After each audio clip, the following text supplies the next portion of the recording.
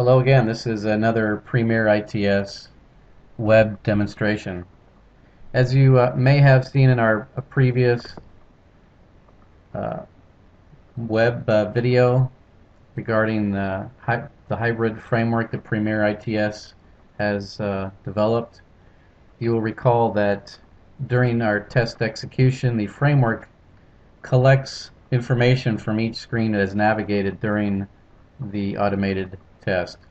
As the test navigates from screen to screen, files are uh, files are developed in the background that collect uh, screen information, including objects, object names, their properties, the source code on the web pages, and screenshots.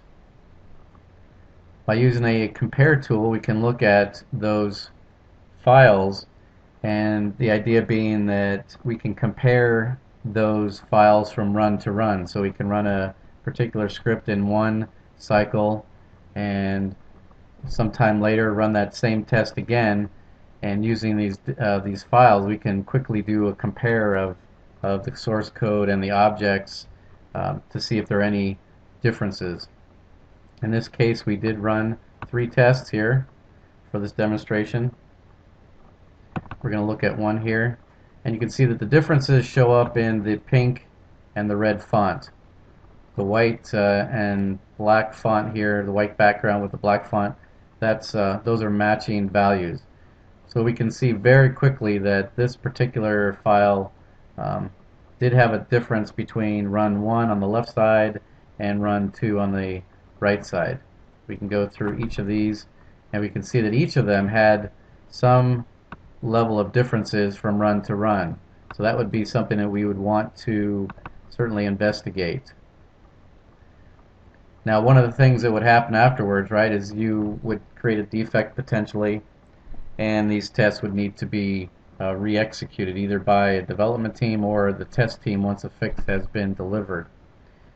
We've developed a utility that will quickly create new test sets in Quality Center based on these differences that were found during these 2 cycles.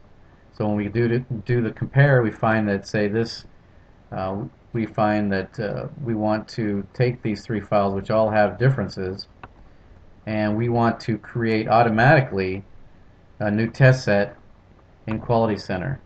So we'll do that right now. We're going to select these files.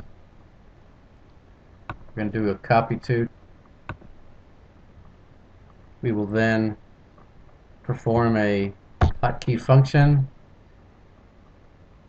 QTP will open, run the script.